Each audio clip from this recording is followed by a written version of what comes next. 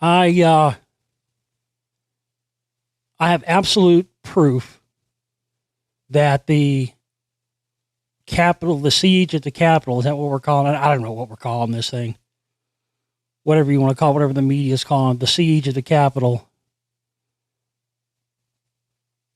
I have this memory, I've always had this memory with this ability to remember stuff. It's not, it's kind of like a photographic memory, but it's not really a photographic memory. It's a different, I don't know what you call it. It's a different type of, it's kind of like photographic memory, but it's different than that.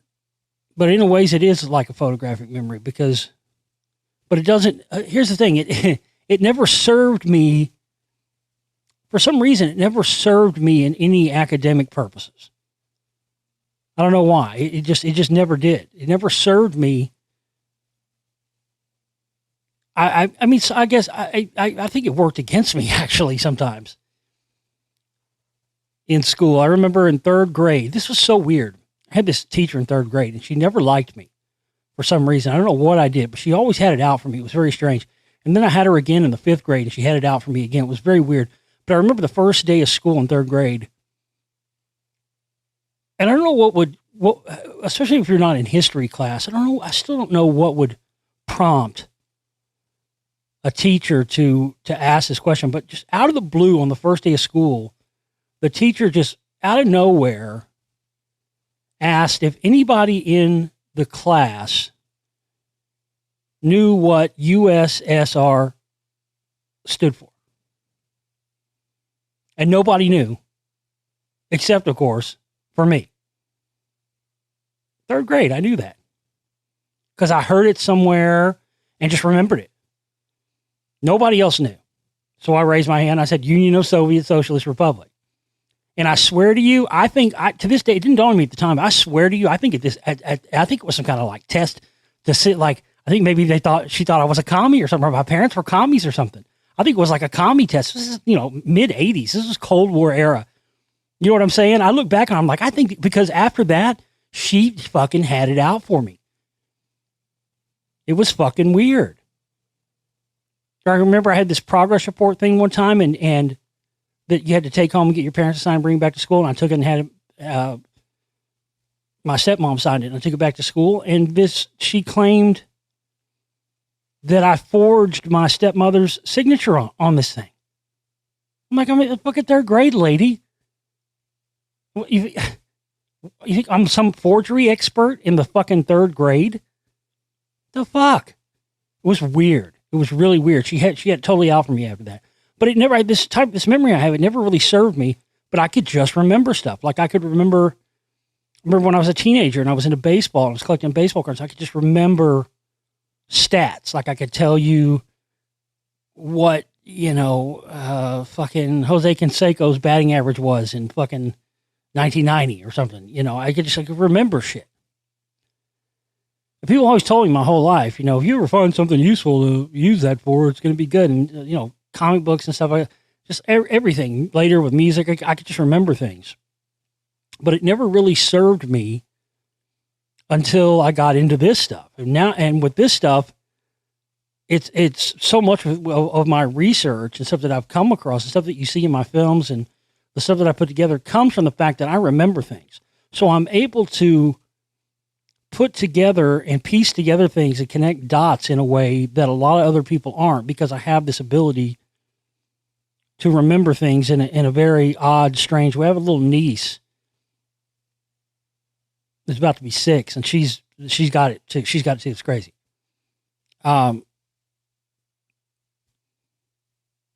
This is just one of those things. Listen, I believe beyond any shadow of a doubt, ladies and gentlemen, I didn't at first, but now after seeing the evidence, I believe beyond any shadow of a doubt that the siege of the Capitol was a military black operation. I believe this was conducted by military special ops, specifically SEAL teams, 100%. And the reason I believe that is because there's a specific calling card that's been seen at other events like this, and the last big thing I noticed that when I talked about it on the show at the time, back when it happened in 2013, and started piecing together some stuff that then when the Boston bombing happened, the Boston Marathon bombing happened, which was, if you don't know it, was an absolute false flag stage military op. And that was pulled off by SEAL Team 3. And the guy who was the head of SEAL Team 3 was that guy, Chris Kyle. Remember they made that movie, American Sniper, about him? And then he got shot by some guy here, mysterious, or very strangely, very odd, coincidental, got shot by some guy at a gun range. It was here in Dallas where he got killed. That was after the Boston bombing, because those guys got seen. And what the telltale sign thing they left behind is the Punisher logo. You guys know the comic book character, the Punisher, and that was their logo. There was the Punisher logo, and the Punisher logo is this skull logo, and the SEAL Team 3 with Chris Kyle there says, "God will judge our enemies. We'll arrange the meeting," and it's got the Punisher logo, but on the skull of the Punisher logo, it's got the Knights of Malta Maltese cross on it, which is used by Blackwater. And well, that was seen. Go look up, I can't do all the homework for you, but just go type, if you want to see it for yourself, go type Boston bombing Punisher logo, and you'll find the pictures where that was seen. Its insignia was seen at the Boston Marathon bombing. And guess what? It was seen here yet again at the Capitol siege, specifically and not just like random people that were nobodies there. These were specifically, you've probably seen the image of, I don't know what they're calling this guy, zip tie guy. The guy that had the fucking zip ties, that was in full military gear, face covered, and then by two other gentlemen who had their faces covered, who also were wearing this logo. This is not a coincidence. This is not an accident. This is not a random thing. This is how they speak. It goes back to the secret societies. They speak to each other, and they like to speak to each other so people know who pulled off these events without the public and everybody else in the know really knowing who it was. This is why they do this. The Punisher star John Barenthal slams misguided and lost MAGA writers for appropriating the Marvel character's iconic skull image. So what they're trying to spin in the media with this is that these were just random rioters who just happen to be wearing this skull. No fucking way. You look at the pictures of the people that are wearing it, and there it is. The guy's full military gear. He's got the zip ties. The Punisher logo's front and center, and then other two guys wearing gas masks, face masks, full military gear. You can't see who they are. These aren't just random people. Beyond any shadow of a doubt. Listen, that Boston bombing was a military. I think they either murdered Chris Kyle or his death was faked, one or the other. But there's an article here from 2019, a history of the Punisher logo being used by police, military, and politicians. I'm going to skip through some of this because some of this stuff it just talks about how it originated from Marvel and the Punisher and the comic book character. You know all that.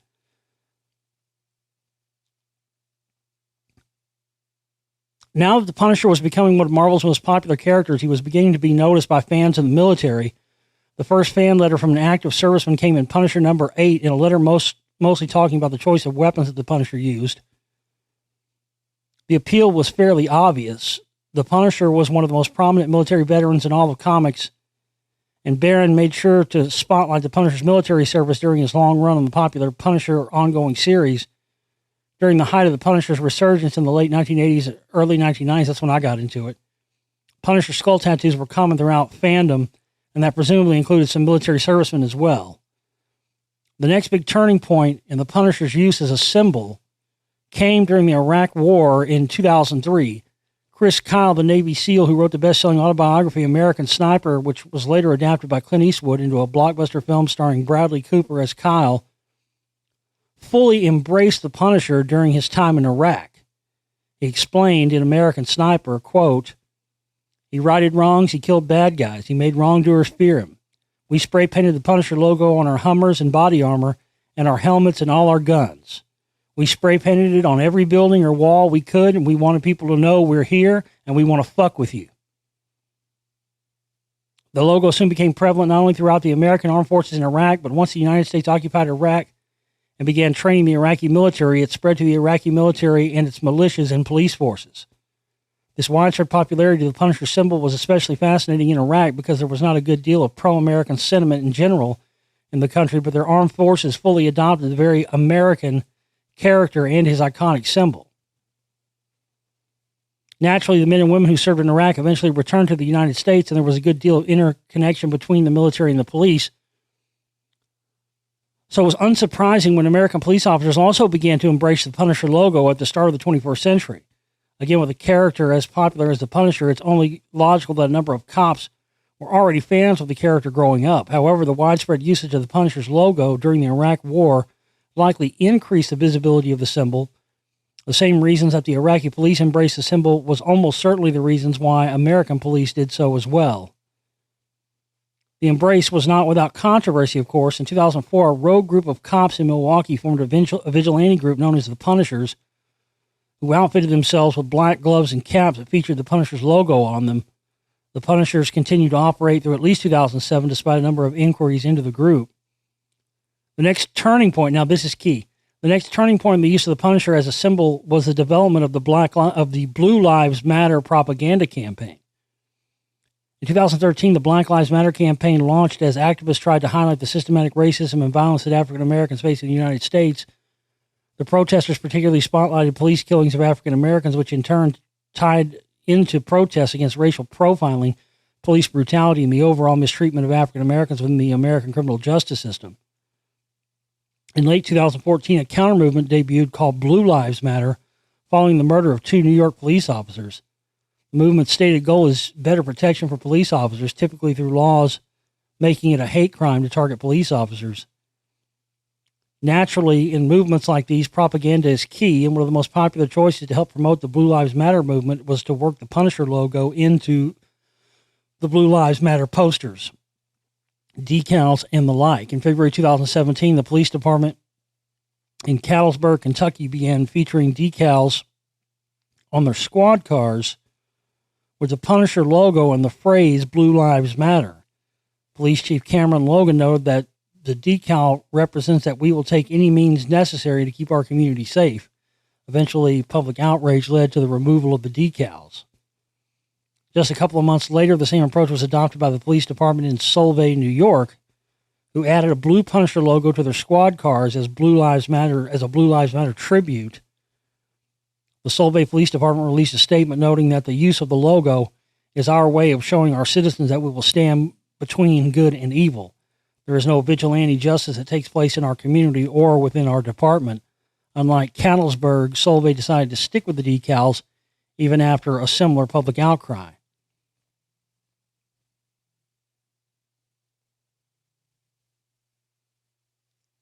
Well, a lot of this is just repeating the same thing. The popularity of the Punisher logo as part of propaganda for Blue Lives Matter has also recently translated into being a more generic adoption of the Punisher symbol by conservative websites and especially bootleg conservative merchandise. Now, this is key because this article is from 2019. The most popular sales item is the use of the Punisher Trump logo. A Punisher logo with Donald Trump's hair added to the top. One website advertised the Punisher Trump as follows: the Clinton crime family, cronyism, taxes, unemployment, Democrat collusion with Russia, fake news, voter fraud. What do all these have in common? They are all being exposed, punished, and eliminated by President Trump and his administration. Punisher Trump is not afraid of confrontation, and he takes no prisoners. Punisher Trump is taking on all of these villains in his quest to make America great again. Will you join him? Interestingly, even as the Punisher symbol has become an entrenched symbol within the police and military, and now politics, the Punisher's creator and the Punisher himself have spoken out against the use, blah, blah, blah. Okay, but here's the interesting thing about that. Because again, this is 2019. We're already seeing that associated with Trump. And here we're seeing it associated with these alleged pro-Trump supporters at the siege on the Capitol, which, as I talked about on yesterday's show, if you didn't hear yesterday's show, go back and listen to it. I mean, when you look at who we had, you had military, psychological warfare officer was there, boots on the ground at this thing. Okay? You know, like I said, I don't believe all the stuff the right wing's spinning either about, this was Antifa and all this. No, I don't believe that. However, the question that I know most people are going to ask about this is that who really initiated and who really created this thing? Was this 100% as we're being told it is? Is it just as we're being told? Was this 100% a right-wing attempted coup staged by individuals with right-wing leaning politics?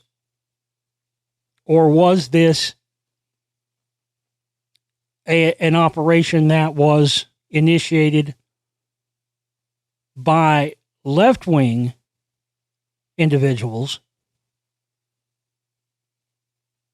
that was then co-opted by right-wing individuals, believing it to be a real, actual grassroots thing that they participated in order to have ammunition to impeach Donald Trump again. Now, that's a debate that could go on and on. Because honestly, I believe, it could be either way. It really could. It could be either way. It could be either one. But seeing the use of this Punisher logo there and seeing it being used by these guys that were specifically, if these were just like rando looking people that had it, I wouldn't think anything of it. The specific ones that were seen using it at the Capitol siege was the zip tie guy and the guys that were dressed like they were full blown military. You got to remember, these military guys in these special ops groups, politics doesn't play into their activities. Now, the people that are giving the orders, these guys take orders, that's it. You might have left-wingers and right-wingers in all of these groups whose individual politics might be one way or the other. But their actions are not specifically one or the other. Now, again, you might have the people that are giving the orders might have individual politics. But when it comes to military operations, the military operations these are orders. These are guys who are taking orders. And these gentlemen who were there, who were using the Punisher logos, I believe were taking orders. Now, whether they were taking orders, there has been stuff that's come out that seemed there were right-wing Republican congressmen who were involved in this. Whether this was a attempted military takeover with the orders coming from the right wing or an attempted false flag type situation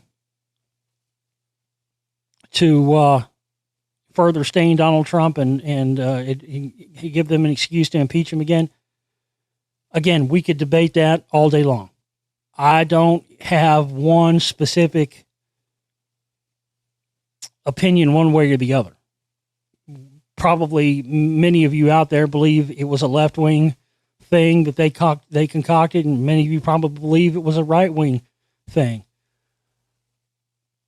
But I'm here to tell you it doesn't matter either way. Again, we could debate it all day long till the cows come home, which one it was. Just like I've talked about before with 9/11 and how that was the constant thing you saw with 9/11 was this lie hop versus my hop thing, and who's right or wrong. Did they let it happen on purpose?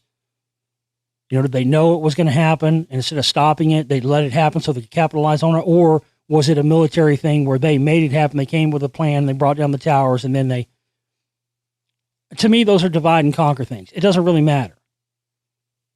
It doesn't really matter whether it was lie hop or my hop. It was absolutely a staged operation, and so was this. Doesn't matter whether this was initiated by the left wing or the right wing, because the outcome is the same either way. So we could debate that all day long. It really doesn't matter, because either way, the outcome is the same. What we can, without any shadow of a doubt, determine here, as we talked about yesterday, when you start running and looking at who was there, but as I talked about yesterday, more importantly, who wasn't there. All the usual suspects of the alt-right and right-wingers, no Alex Jones, none of the usual suspects of the alt-right were there. That's highly suspect. That's more suspect than the people that were there. More than likely, they got orders that were told, if this was a military operation, they were told this was going to happen. They were told to stand down and not to risk their status as operatives, as right-wing operatives, because if they got, associated with this thing, they would lose all their legitimacy, and those operatives are going to be needed now over the next 4 years for the right wing, now that you have a Democrat White House and taking over the power in Washington again. So as soon as I saw those Punisher logos, I went, oh man, there it is. There's the calling card. Because if you go back and you look into the Boston bombing, that was 100%. I think what happened with the Boston bombing, my opinion is, from the research that I did on it, is that once it got exposed, because I'm kind of 50-50 on the whole, what's his name? Kyle, the American Sniper guy. I'm 50-50 on him. I think it's, it's a possibility that his death was staged, but it's also a possibility that he was murdered, because it got exposed that his SEAL Team 3 group, when those Punisher logos were seen, were the ones that were actually responsible for that. And he knew, being in charge of that group, he was the main guy. So if anybody had any evidence that the Boston bombing thing was a false flag that was staged and carried out by the military through SEAL Team 3, because he was the head of it, he would have been the main guy who knew where the bodies were buried, who knew all the data. So it would make sense for them to eliminate him. But either way, if you had any doubts about this so-called Capitol siege, and again, like I said, we could debate till the cows come home, and you could be right, you could be wrong. We don't really know. And again, I don't think it's worth arguing. I think the most important fact that we can understand here is this was a military launched event. Whether it was launched by the left wing as to appear as a right wing event, or whether this was a full blown right wing initiated event, is really irrelevant, because either way, the outcome is the same. I tend to lean. I'll be honest with you. If you want to know why? I know, because most people want to know. Well, what do you think? What do I think? Well, shit, man. Like I said, I got to be honest with you. I mean, when you look, the thing is, look at the outcome. Look at what happened. Look at how they are now using this event to try to justify all this other stuff.